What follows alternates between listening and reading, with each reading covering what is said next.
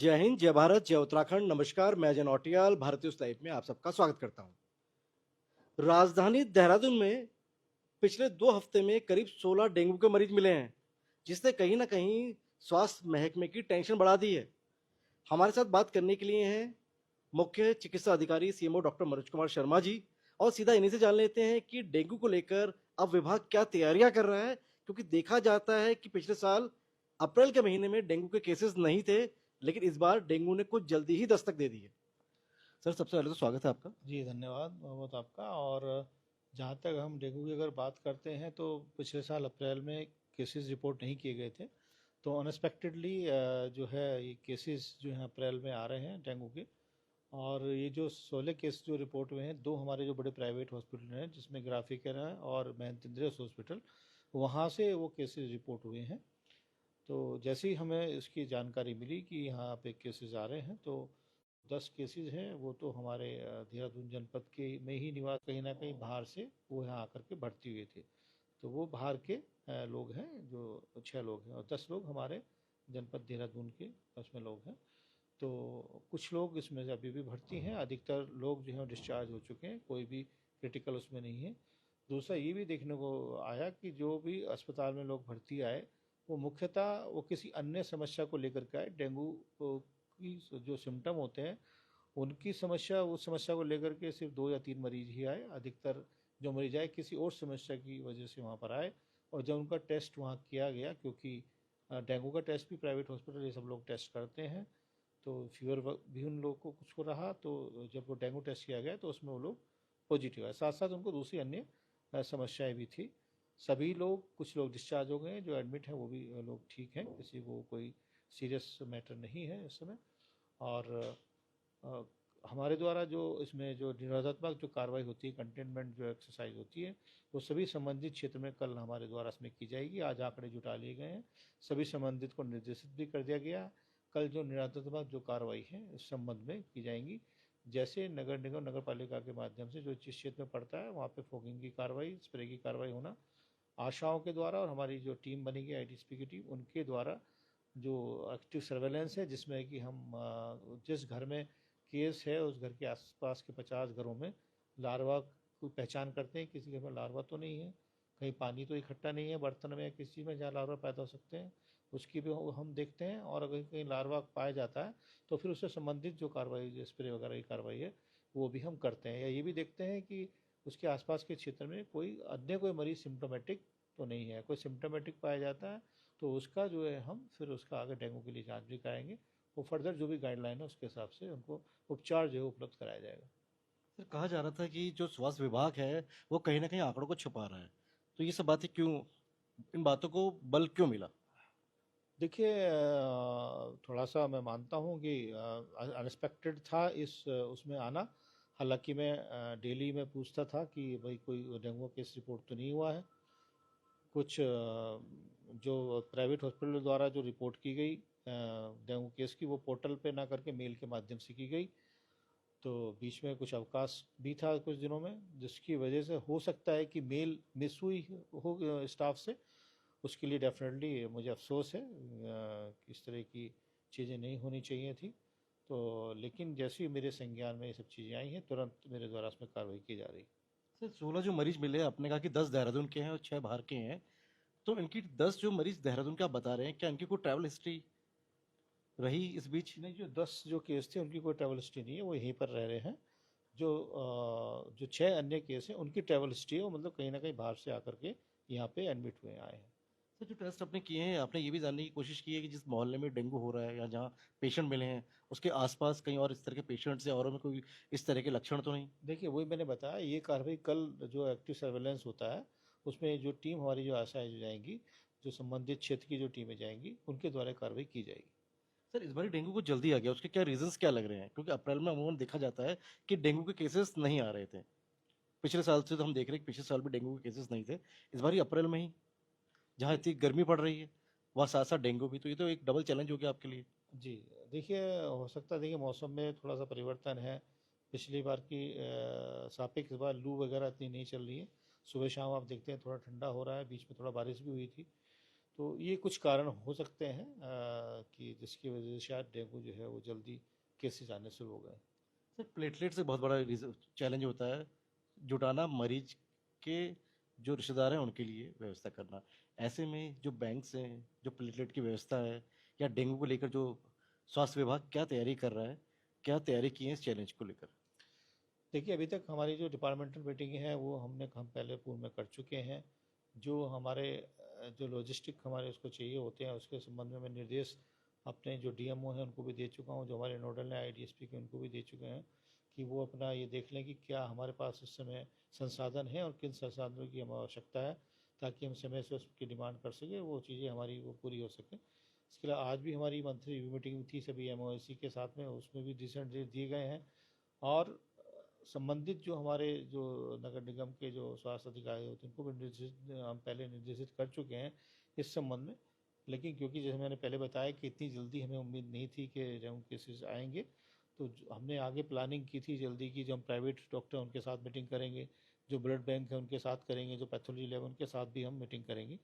तो हमारा थोड़ा सा ये था कि सेकेंड हाफ ऑफ अप्रैल में हम ये सब चीज़ें करेंगे। और तो अनएक्सपेक्टेडली पहले केसेस आ गए हैं, तो अब हम सब चीज़ों को अपनी प्रीपोन करेंगे और इसी कमिंग वीक में हम सबके साथ में बैठक करना सुनिश्चित करेंगे। इंटर डिपार्टमेंटल जो एक बैठक है वो भी हम सीडीओ साहब के या डीएम साहब के माध्यम से वो भी हम करना सुनिश्चित करेंगे, ताकि जल्दी हम उसमें आगे कार्रवाई जो है वो कर सकें। सर 2 हफ्ते आपको कार्यभार संभाले हो गए हैं और एक बड़ा एग्जाम हो गया पहले ही आपका। ठीक 2 हफ्ते यानी 15 फरवरी 2025 को कार्यभार संभाला था। और मैं जैसे ही आया आपसे मैंने बात की तो आपने कहा डेंगू को लेकर आप कुछ रिपोर्ट्स देख रहे थे, बड़ा अच्छा भी लगा मुझे कि एक आपने बिल्कुल जिम्मेदार अधिकारी की तरह। तो ये कुछ पेपर्स आप दिखा रहे थे मुझे, जी। ये डेंगू की सर्विलांस हाँ, रिपोर्ट, ये क्या है और पेशेंट कहाँ कहाँ के हैं देहरादून में, थोड़ा बताएंगे ताकि आसपास जो रहने वाले लोग हैं थोड़ा सा एहतियातन बरतें, क्योंकि आप लोगों की जिम्मेदारी तो है ही, लेकिन जो लोग नागरिक हैं उनकी भी कहीं ना कहीं जिम्मेदारी है। बिल्कुल बिल्कुल, देखिए बिना समाज की जिम्मेदारी के, बिना समाज का दायित्व समझे तो कोई भी समस्या का समाधान नहीं हो सकता है। तो जो केसेस जो हमारे आए हैं वो जैसे कि लक्ष्मण चौक से एक केस आया है हमारा, उसके बाद फिर ये सुरकंडा मंदिर देहरा खास से एक केस आया है, क्लेमेंट टाउन क्षेत्र से एक केस है। इसी तरीके से फिर हमारा लक्खी बाग से एक केस आया है, और कांवली रोड से भी हमारा केस है, जस्सोवाला से, मेहुवाला से, विकास नगर से, अम्बीवाला से। तो आप देखेंगे तो स्कैटर्ड हैं केसेस, कोई एक जगह ऐसे पॉकेट नहीं है कि आप कह सके कि पर्टिकुलर एक क्षेत्र से ही केसेज आ रहे हैं, तो स्कैटर्ड हैं। तो कल जब हमारी टीम जाएगी तो ये भी देखेगी उस क्षेत्र के आसपास कोई पानी का भराव तो नहीं है, या क्या कारण है वहाँ पे कि वहाँ पे केसेज आए। तो डेफिनेटली उस चीज़ का भी हम वहाँ पे जब जाएंगे तो उसके संबंध में भी कार्रवाई जरूर करेंगे। सर ये बहुत बड़ा चैलेंज रहता है स्वास्थ्य विभाग के लिए, और ये नगर निगम के बिना सपोर्ट के आप शायद अपने मिशन तक कामयाब भी ना हो पाए। देखिए, तो लगातार जो है निर्देश दिए जाते हैं कि जल संस्थान भी ये सुनिश्चित कर ले कि कहीं उनकी पाइपलाइन तो लीक नहीं हो रही है, जिसकी वजह से कहीं जल भराव हो रहा हो। नगर निगम, नगर पालिका से ये बोला जाता है कि अपने क्षेत्र में देख लें कि भाई कहीं वहाँ पे जल भराव की स्थिति तो नहीं है, जिससे भी कि मच्छर के लार्वा पनप सकें। इसके अलावा वो लगातार लार्विसाइडल जो दवाई है उसका भी स्प्रे करते हैं। फॉगिंग भी उनके द्वारा की जाती है, जो उनके द्वारा ये कार्य हो के आते हैं। बाकी जो एक्टिव सर्वेलेंस का कार्य है घर घर में जाके वो हमारे आशा के माध्यम से किया जाता है। जो इन हाउस स्प्रे का कार्य है वो भी हमारे जो डेंगू वॉलंटियर्स अभी हमें मिलेंगे, या पूर्व में जो आशा करती थी उनके माध्यम से हम इन हाउस स्प्रे भी उनके माध्यम से हम लोग कराएंगे।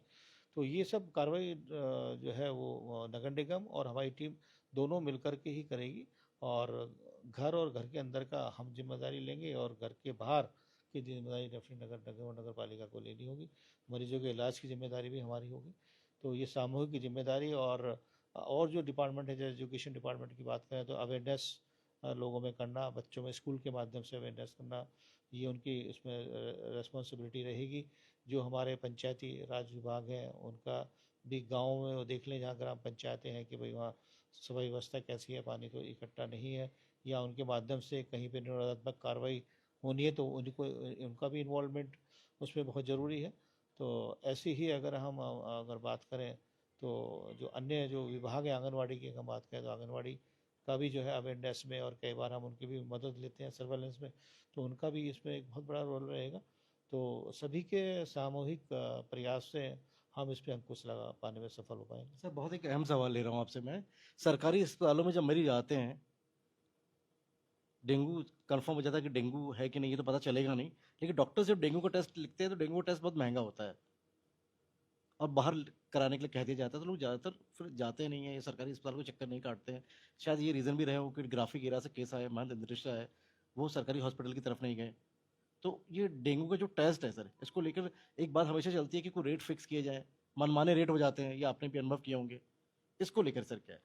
नहीं, देखिए, जब भी डेंगू स्टार्ट होता है तो उसके पहले ही शासन से भी दिशा निर्देश होते हैं, और कई बार तो रेट शासन के स्तर से इसमें तय होते हैं। मीटिंग होकर के डीजी स्तर के पे लेवल पे रेट तय किए जाते हैं। तो जो निर्देश वहाँ से हमें मिलेंगे, जो भी रेट होंगे, हम भी यहाँ अपने, मैंने जैसे बताया आपको, पैथोलॉजी लैब के साथ में कि जो टेस्टिंग के लिए उनके क्या रहेंगे, ऐसे ब्लड बैंक का प्लेटलेट और उसके बैग के क्या रेट रहेंगे, तो जो शासन स्तर से निर्धारित हो जाएंगे, तो हम भी अपने उनसे मीटिंग करेंगे और ये सुनिश्चित करेंगे कि कोई उससे ऊपर रेट ना ले, और सबको अपने उसके बाहर, हॉस्पिटल के बाहर चस्पा करने के लिए भी निर्देशित किया जाता है कि लैब के भी टेस्ट और ब्लड बैंक के भी जो रेट हैं टेस्टिंग उसके, वो बाहर अपने यहाँ पे चस्पा करें, ताकि इसमें कोई कन्फ्यूजन, किसी को शिकायत ना हो। आम दर्शकों को सर बता दीजिए कि डेंगू के लक्षण क्या है, ताकि इस तरह के लक्षण हो तो तुरंत वो डॉक्टर को दिखाएं। लक्षण क्या है बेसिकली डेंगू के? देखिए, डेंगू का जो आम तौर से जो लक्षण है, वो बदन में, जोड़ों में बहुत तेज दर्द होना, आँखों के पीछे तेज दर्द होता है, सर में दर्द होना, मितली आना, उल्टी की इसमें शिकायत होती है, तो तेज बुखार होना, 103 104 तक इसमें टेम्परेचर ज़्यादा, पूरा बदन टूटना, मांसपेशियों में जकड़न होना, कुछ करने का मन ना करना, ऐसी स्थिति इसमें उत्पन्न हो जाती है। और अगर सीवियर कंडीशन होती है तो प्लेटलेट्स काउंट कम हो सकती हैं। प्लेटलेट काउंट कम होने से आप देखेंगे कि स्किन के खाल के नीचे लाल लाल थक्के खून के जम सकते हैं, ये आपके मसूड़ों से खून आ सकता है, आपके पेशाब में खून आ सकता है, लेटरिन के रास्ते से भी आपके खून आ सकता है। और जो एक दूसरी कंडीशन होती है, जो डेंगू शॉक सिंड्रोम कहते हैं, उसमें सडनली आपका जो ब्लड प्रेशर कम हो सकता है। तो आपका, उस मरीज का लक्षण ये होता है कि उसको उठता है तो चक्कर आता है, सोए रहने का मन करता है, तो उसको लगता है घर वालों के तो ठीक हो गया, सोए जा रहा है, लेकिन कई बार उसका बीपी कम होता है, तो वो स्थिति भी घातक होती है। तो अगर मरीज का कुछ करने का मन ना कर रहा हो, उसको उठते चक्कर आ रहे हो या सोए जाने का मन कर रहा हो, तो उसका एक बार बीपी चेक करवा लें, उसका फ्लूइड का इंटेक जरूर बढ़ा दें, या अपने आसपास के अस्पताल में दिखा दें, क्योंकि वो भी एक घातक स्थिति होती है, जिसको कि डेंगू शॉक सिंड्रोम कहते हैं। तो दो तरह के फीवर होता है, दो तरह का डेंगू होता है, dengue haemorrhagic fever and dengue shock syndrome. तो ये दोनों जब कंडीशन आती है तो दोनों घातक है। तो ऐसी स्थिति अगर बनती है तो अपने जो नियरेस्ट सरकारी या प्राइवेट अस्पताल है, जो क्वालिफाइड डॉक्टर के द्वारा चलाए जा रहे हैं, उनके पास जाकर के सलाह के से उनके हिसाब से उपचार लेना सुनिश्चित करें। प्रोएक्टिव स्टेप्स क्या हो सकते हैं कि डेंगू ना हो? प्रोएक्टिव स्टेप्स यही हैं कि अपने एक आम नागरिक को आपका समझिए देख लेना चाहिए कि उसके घर में कहीं पे ऐसे बर्तन में साफ पानी इकट्ठा तो नहीं, जिससे मच्छर के लार्वा पैदा हो सकते हैं। जैसे अपनी छत पे जाके देख ले कि कहीं गमले, खाली गमले हैं, या गमलों के नीचे जो प्लेट होती है उसमें पानी इकट्ठा हो जाता है, या कोई ऊपर कूलर वगैरह, ऐसी कोई भी चीज़ जिसमें कि बरसात का पानी इकट्ठा हुआ हो सकता है, 3 2 4 दिन रह सकता है। टायर ट्यूब तो नहीं पड़े हैं, कोई ऐसी चीज़ तो, अपने बगीचे में देख लें, आंगन में देख लें कि कोई ऐसा पानी तो नहीं इकट्ठा हो रहा है। तो अपने घर के अंदर देखें पहले तो, फिर बाहर देख लें कि बाहर आपके आसपास कोई ऐसी जगह तो नहीं है। अगर ऐसी जगह है तो अपने संबंधित क्षेत्र के नगर निगम में नगर पालिका को आप सूचना दे सकते हैं, अपने ग्राम प्रधान को सूचना दे सकते हैं कि भाई इस तरह से यहाँ पानी इकट्ठा हो रहा है जिसमें मच्छर पैदा हो सकते हैं। इसके अलावा जो ऐसी जगह है कि आपको तालाब है, बड़े पानी के सोर्स है, लगता है पानी खाली नहीं कर सकते हैं, तो वहाँ पे आप डीजल का या केरोसिन का स्प्रे उसके ऊपर कर सकते हैं, जिससे कि उसकी लेयर पानी के ऊपर बन जाती है और लार्वा जो है उसमें सांस नहीं ले पाता, वो नष्ट हो जाता है। तो ये सब चीज़ें हैं जो एक आम नागरिक अपने स्तर से कर सकता है। धन्यवाद सर। बेमौसम डेंगू की दस्तक ने कहीं ना कहीं स्वास्थ्य विभाग के साथ ही एक आम आदमी की चिंता भी बढ़ा दी है। अब स्वास्थ्य विभाग ने तो पूरी तैयारी कर ली है और डॉक्टर साहब ने जो आपको लक्षण बताए हैं, इन लक्षण अगर आपको ऐसे लक्षण दिखाई देते हैं तो तुरंत अपने डॉक्टर से, अपने चिकित्सक से, वेल क्वालिफाइड डॉक्टर से कंसल्ट करें और समय रहते डॉक्टर को दिखाएं और दवा शुरू करें। और आसपास अपनी सफाई का भी ध्यान रखें, और क्योंकि ये जिम्मेदारी हम सबकी है, हम सबको मिलकर ही डेंगू से लड़ना भी होगा। मैं भारत न्यूज लाइव के लिए कैमरा पर्सन शिववर्धन सिंह के साथ अजय नौटियाल। भारत न्यूज लाइव से जुड़ने के लिए इसे लाइक, सब्सक्राइब और बेल आइकन दबाएं।